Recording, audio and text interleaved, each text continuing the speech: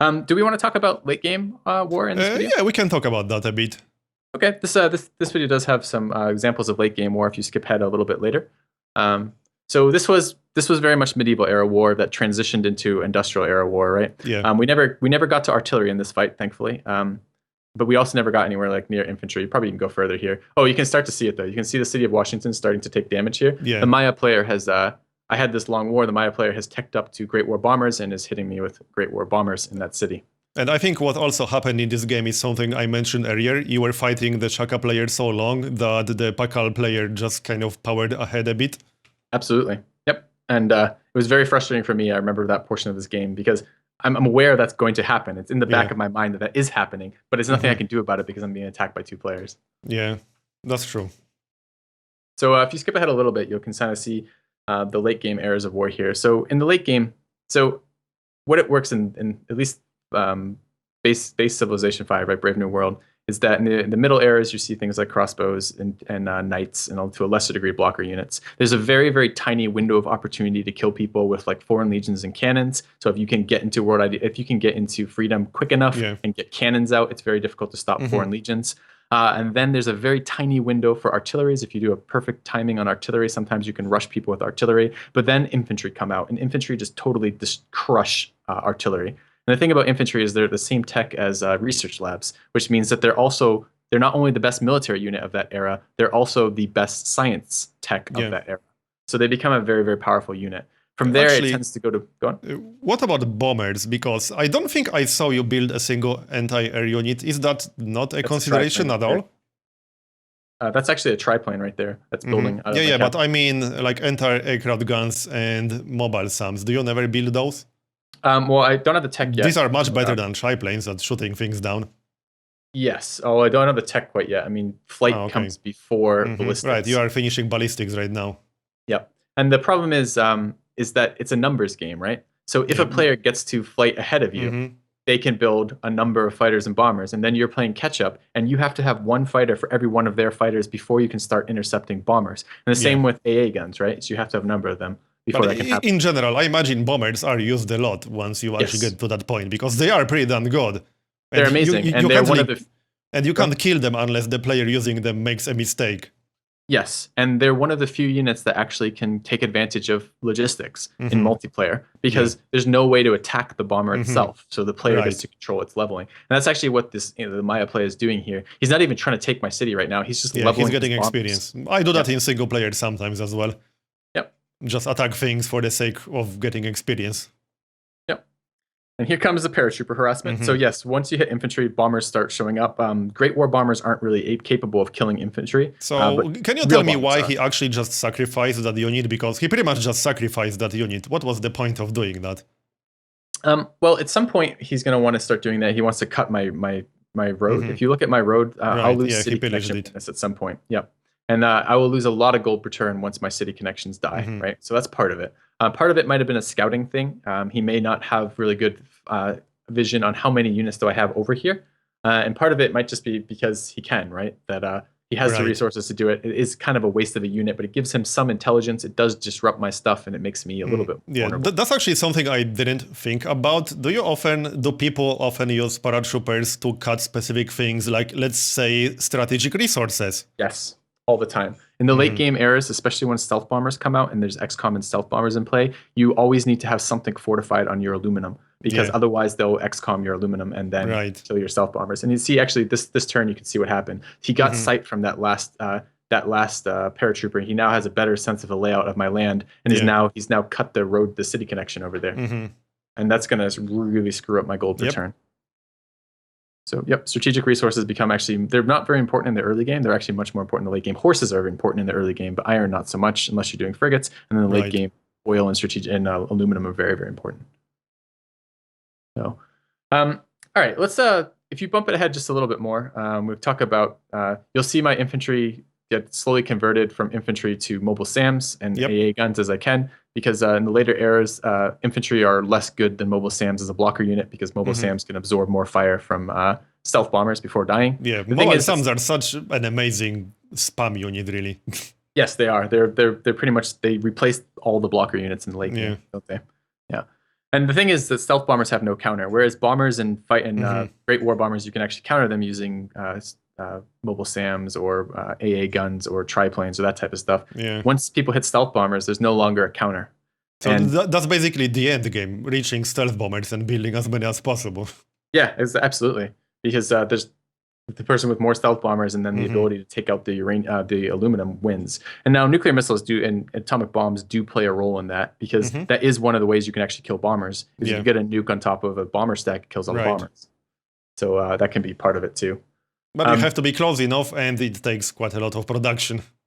Yes, it does. Although you can purchase nukes as well with gold, you can. which is actually, but not when you're at minus 30 gold per turn.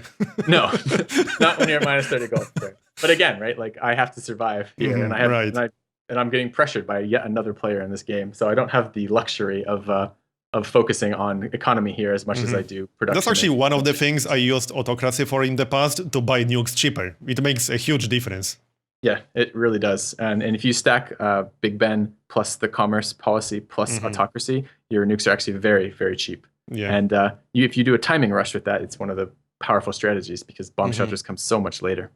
The only way to defend cities in the late game versus human players is to surround them with units, because what he can do is he can bomb my city to 0 health, and then at the end of the turn, he can drop a paratrooper, and then at the beginning of the turn, he can attack with the paratrooper and capture the city. Or he can drop a paratrooper with blitz. Yes. Well, he can't. He probably can't get blitz. I don't remember if he got Alhambra or not. He might have actually got Alhambra this game. I can't remember. But yes, that's part of the terrifying elements of that. So I think bombers. I've seen the AI use bombers. Are they really bad at air game? The AI. Yeah. Yeah. That's sometimes disappointing, because players. That's a really strong strategy with players, is to mass bombers. And you can see, if one of the screen scrolls up a little bit, you can see the stacks of 10 in each of his cities, where he has airports and 10 bombers in each of those cities. So it's like 20 bombers bombing me every single turn, which is... So is America actually a decent civ? Because like America can get logistics and air repair on bombers faster, because they start with that one extra production. How good would you say is that?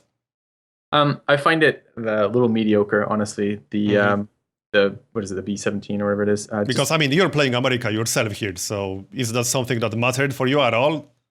I don't think it mattered so much for the bombers. I think the Minutemen were very helpful this game, but I don't think the bombers mattered quite as much. The thing is that you don't get to pick your civs in multiplayer. It's you often either random, or in some cases you draft civs. So I'm not playing America necessarily because this was my first pick. It's just what I got. The thing about I can't remember now. Is it B-17 or B-72? B-17, I think. B-17, right? I think that's right. Yeah. Okay. So for the B-17 bomber, the problem with it is that the promotions are anti-city promotions and not anti-unit promotions. Yep. So yes, it gets you logistics faster, and yes, it gets you air repair faster, which is actually probably the most important bomber promotion of all time, is air repair. Pretty much. But the problem is that they're the wrong promotion type. So they're useful, and it's good for a couple of them, but a lot of times you just want the anti-unit promotion anyways. You see what I'm doing here? I'm cycling units as they get bombed. Yeah, I have no option. I can't give him that square. If he takes that square, he takes my city. But I can't do anything to stop the bombers either. So do people actually pick siege on bombers 90% of the time to use them against cities primarily? No, the opposite. They pick anti-unit 90% of the time. That's why the B-17 isn't quite as good. And sometimes in the late game, you'll need to do that, because you can actually get city combat strength high enough that they will one-shot. Sorry, I meant the stealth bombers. Unless they are promoted from regular bombers, I mean. But if you end up building actual stealth bombers it tends in late game, do you pick up siege for that? No, it tends to be unit promotion still, because the way you defend against stealth bombers is you surround your city with units. Right. So what it tends to be is that you're killing mobile SAMs over and over and over again with stealth bombers. So, So that's pretty much the same as single, because I very rarely pick up siege in single. Yeah, right. And because honestly, like the way that it works when a city like counterattacks an air unit, it seems to counterattack weaker for each air unit that attacks it. Have you noticed that as well? So like you don't actually seem to need siege very often unless you get some really absurdly powerful city promotion. Like sometimes if a player goes freedom and they have red fort and their city is very high population, then like you might want to go some siege promoted bombers, because otherwise the bomber will instantly explode when it attacks a city. I mean, if you look, that city right there is 162 combat strength. Yeah, it is. I mean, it's starting to get up there. It's not quite up there, but it's starting to get up there. So actually, do you upgrade fighters to jet fighters? Because one problem I can see that can easily arise, that I had in single player a few times, is that between all these units, rocket artillery, stealth bombers, fighters, jet fighters, you just won't have enough aluminum to upgrade everything. Yeah. Do you ever run into that problem? Because rocket artillery, jet fighters, stealth bombers, they all use aluminum. I don't tend to build jet fighters very often. The problem with jet fighters is they're only one tech ahead of like stealth bombers, right? Yeah, and once someone gets stealth bombers, jet fighters are totally useless. Yeah, pretty much. Because so like I'd rather have the aluminum for more. I mean, they can be useful against units, but stealth bombers are 10 times more useful. Yeah, exactly. So rarely do I do that. Sometimes, but not very often. I don't tend to build a lot of in Brave New World. I don't tend to build a lot of rocket artillery either. It's very difficult to protect rocket artillery from bombers or stealth bombers. So they tend to be fairly fragile. It just tends to be more efficient to just go even more stealth bombers. Is what. So do armored units ever come into play because they also require aluminum? No, armored units more things like that. They're pretty much useless. Yeah. I had a couple games where I played around with giant death robots even, and they're even useless because stealth bombers are just too strong versus all of those. So you can't defend them from stealth bombers, and they're inexpensive. There are a lot of production and a lot of resources that just die very, very quickly and not very efficiently. So does the No Quitters mod do something about bombers? Because that is, as you said, a unit without counter in vanilla. Yep, the No Quitters mod addresses stealth bombers. It addresses regular bombers. Basically, what it does is it makes air repair harder to get, and it makes stealth bombers cost twice as much aluminum. And then it buffs tanks all around. It buffs land ships, tanks, modern armor, etc., and makes them very, very powerful. And it removes the aluminum cost from rocket artillery entirely. So actually, it does a lot to encourage diversity of units, which isn't always there. Because, I mean, in a situation like this, it can almost come down to who has more aluminum. Maybe that's oversimplifying it a bit, but seriously, it can come down to that. And who protects their aluminum sources better. Yeah. One of the few things you can do if you have very little aluminum is you can try to get uranium and use uranium to do something about it. Because nuclear missile, I think actually this is how this game ends, is I actually get a nuclear missile on top of his stealth bomber stack, and he didn't have a bomb shelter, and I kill all of his stealth bombers. Yeah. But it was an endurance game before that. You know what I think might be useful to talk a little bit? I think we kind of covered the eras of war and the types of units coming out of that. Might be useful to talk a little bit about timing in the game. So I think that differs quite a bit in the multiplayer and single player. Yeah, let's talk about that. Cool. So here we are with the tech tree open. Now we can talk a bit about tech timings. Yeah. So talk me through your tech timings in terms of military units for single player Marbozir. So for me, one of the main considerations when it comes to unit types is promotion saving and promotion stacking, because that's just so powerful and one of the number one ways to overcome the AI's advantage on single player data, because the AI will have advantage. It will have more units to throw at you, so you need to overcome that somehow. One of the ways to overcome that is with promotion stacking, because promotions are just so powerful.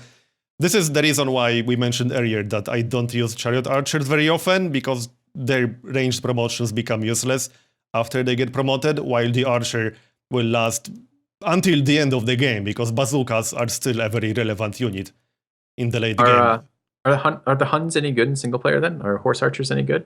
I mean, the Huns are good for other reasons. The production. But... Say again? For the production? Is that what you take them for then in single player? Or the Huns are a great early game domination civ. It's a very unique civ.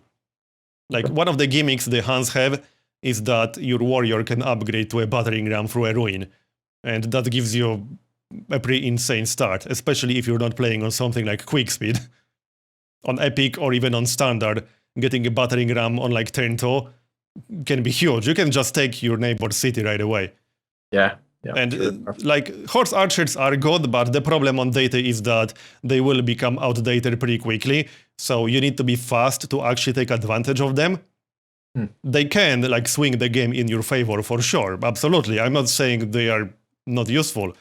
They can easily swing the game into your favor, but you have to be quick, because if the AI gets, let's say, a lot of pikemen or masked men, then you're not going to do a lot of damage to these guys with horse archers.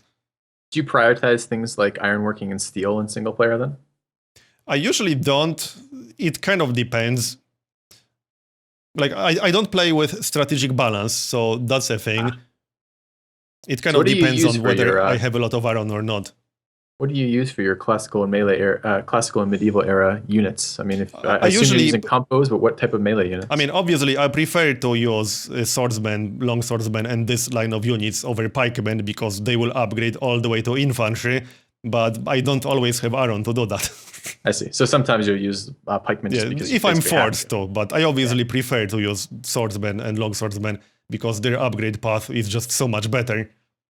Yep. I don't like using the pikeman line at all. No, and lancers are pretty rubbish. Yeah, they are crap. Yep. The only good use for lancers is taking cities. That's pretty much it. Yeah, for sure. Yeah, so I think it's a little bit different. You don't see swordsmen see almost no play at all. Long swordsmen don't see anything at all. Steel tends to be one of the last techs that is ever researched in the medieval era. Even when you're going to war, it's not tend to be researched very often. Yeah. Don't you research it for armories? Sometimes. The thing is, you don't tend to have the production. When you're in the medieval era, you don't tend to have the production to use armories very often. It tends to be once you're a little bit further in the game, then you have the production to devote to a couple armories. So it really depends on what you're doing. But because, a lot of times, with an armory, you can get a melee unit that will start with cover 1. Yes, which is very, very good when you can do that. But if you think about a crossbow rush, you're entering the medieval through guilds probably and going straight into machinery, and you don't have the time to go all the way down to steel. You need to have a ranged unit that's stronger than. I mean, machinery is a pretty important tech in general, not just for crossbowmen, but also for ironworks. Yeah, ironworks is great. Yeah, I think in multiplayer we use a lot of knights. Do you use knights much in your games? I don't use mobile units that often.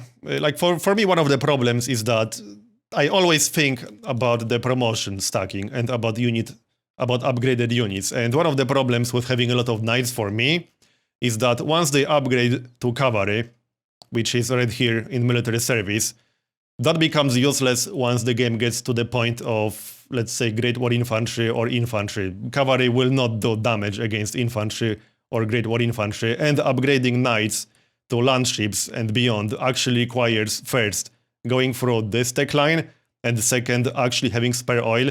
I prefer to use oil for fighters and bombers. I can't plan ahead in the early game that I will have 30 oil in the late game, since obviously I can't see it until biology.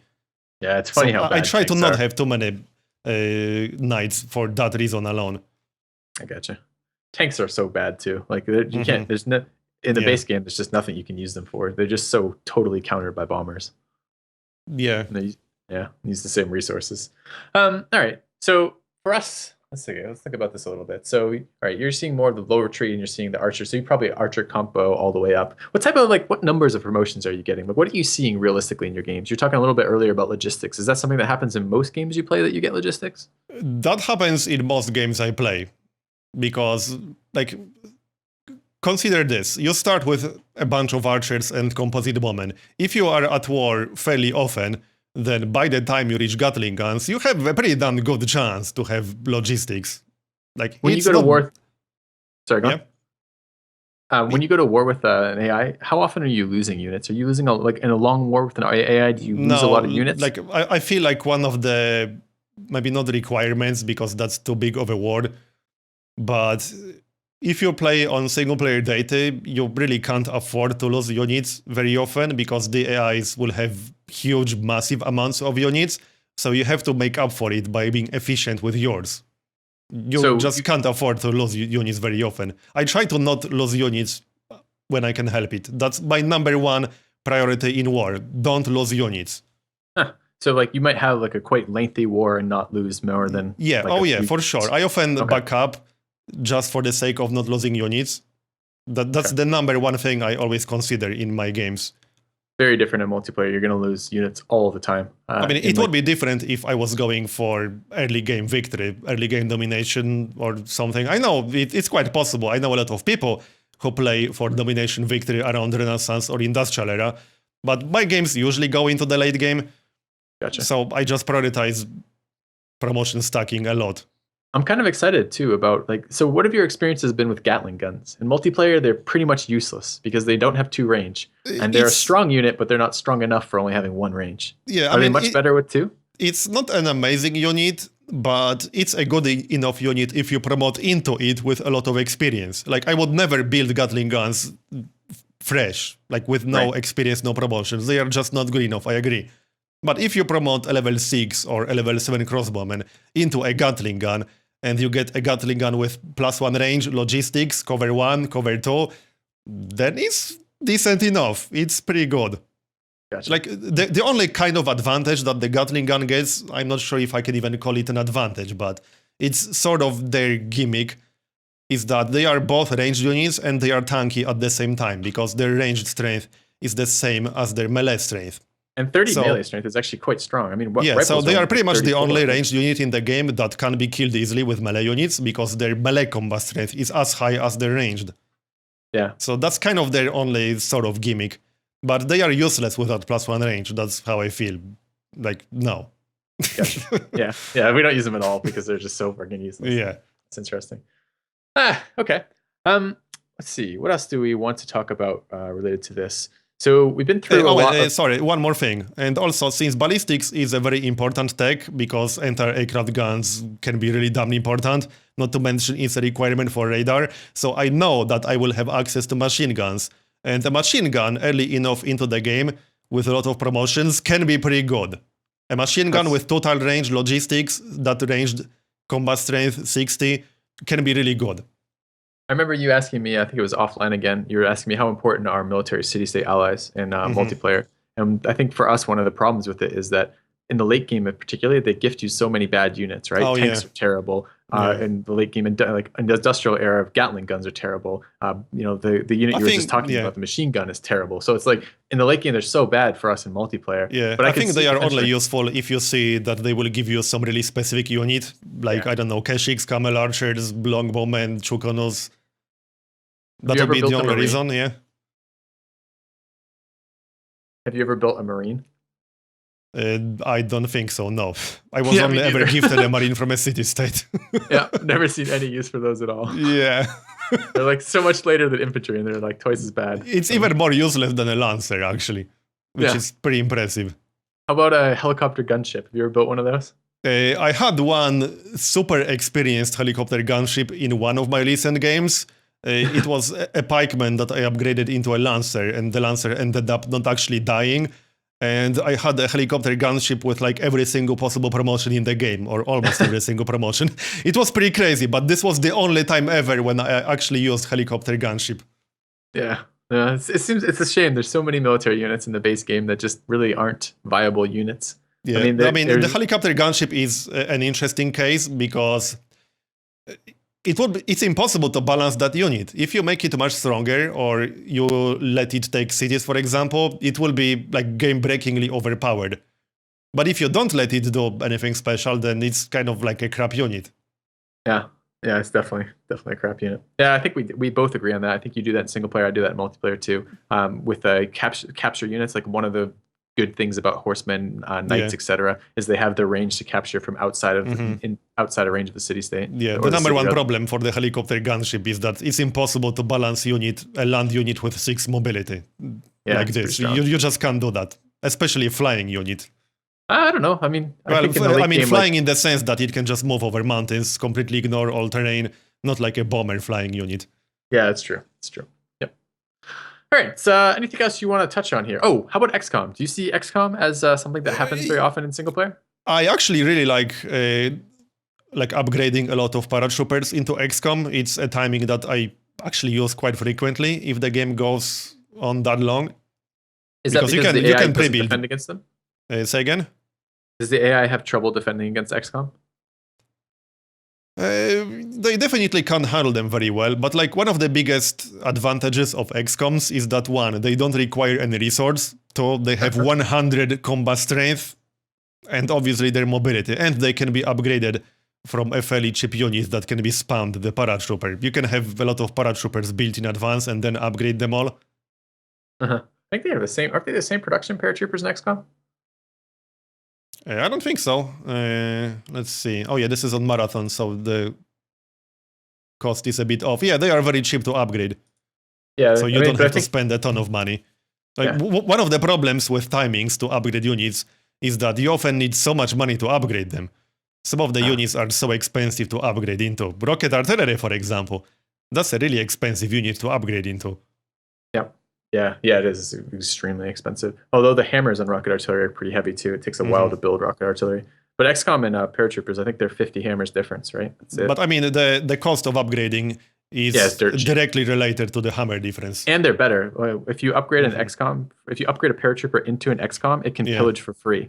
If you just build an XCOM, it can't pillage for free because it inherits that ability from Paratroopers, which is really nice. And honestly, what other melee unit are you going to get that has 100 combat strength? There's none.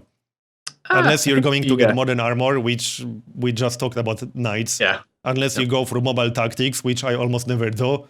Then XCOM squad is the easiest, fastest to get, strongest melee combat unit. Yeah, for sure. And it's one of the few melee units in the end game that matter. So. Yeah. All right. So, anything else we want to talk about today? I think we're gonna find that there's a lot of questions that come out of this that we will have forgotten to mention. Yeah, I guess. I think we talked already about artillery and that being very different in multi. In single, artillery rush and dynamite rush is one of the better strategy timings in the game because of that free tile range. But in multiplayer, infantry just completely counter artillery. Yeah, you have such a small window to artillery rush someone because everyone techs for plastics to get research labs, and artillery are just immune to infantry. Or infantry are immune to artillery. And I think the main difference is that human players just aren't as stupid as the AI about defending their cities. yeah. I mean, how do artillery do anything to fortify? That's one of the reasons artillery is so good in single. The AI is just stupid and doesn't know how to counter it well. I think one of the things maybe we can do in the future is I would like to see kind of one of your wars in single player. It might be fun to kind of watch some of the turns of war and talk about that. That would be interesting. Yeah. Okay. All right. Well, what else would you like to talk about today, if anything? I think that's pretty much it. We can close this video by talking about how the game usually ends, although we already kind of covered that. People concede to a player that's way ahead of everyone, right? That's mostly the way that happens. Sometimes you'll see someone finish the spaceship parts, and sometimes you'll see someone get a domination by killing all of the capitals. But it tends to be pretty rare to see. I'd probably say 60% domination, not actual domination, 60% concede, right? 30% a combination of either domination or spaceship, and then maybe the 10%, the rest of it, maybe culture and diplomatic. Actually, one final thing I want to talk about before we finish: nukes. Okay. Because I often see people, while I don't really play multiplayer myself, but I often see people make the mistake, even in single, of thinking that, they will be so far behind, they lost so much, they will lose the game if their cities get nuked. But it's really not such a big deal. No, it really isn't. It can be a big deal if your centers of production are nuked. That can be a problem. If your capital is nuked and that's where the bulk of your production is coming out, that can be painful. And in multiplayer games, if they nuke you once, they're likely going to nuke you again. I don't know how it is in single player. Do they do that often? If they nuke you, do they nuke the same spot over and over again? No, they usually don't. And furthermore, the AI always nukes cities. It will never nuke your units. Unless these units are around your cities. So you can kind of play around that.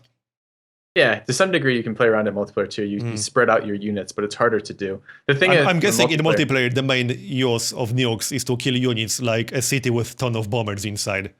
Yep. Well, certainly with nuclear missiles, because nuclear missiles kill everything in the radius. Atomic bombs only kill the stuff they land directly on. So killing bomber stacks is one of the good things about atomic bombs. And if you probably the AI doesn't do this, but in multiplayer, if you have 4 atomic bombs, even if they have bomb shelters, it still kills the units in the city. Right. So if they have a stack of stealth bombers, you just nuke it 4 times, and all the stealth bombers still die.